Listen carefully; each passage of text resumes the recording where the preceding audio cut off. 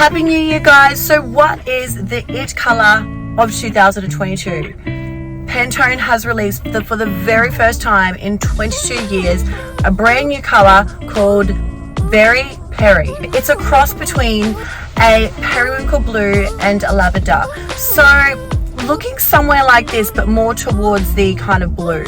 So you can see here on the screen where I've showed you, that is the color. But basically last year, this was one of the most requested colors in the salon. It was a color called candy blue, so super hot. So Lady Gaga has recently been seen sporting this color at the House of Gucci UK premiere, as well as Cardi B at the Paris Fashion Week. So there you have it, guys. Color of 2022, Peri. Stay tuned. We are going to release very shortly the nail trends of 2022. We already know the color, but what is going to be the latest trends? Watch this.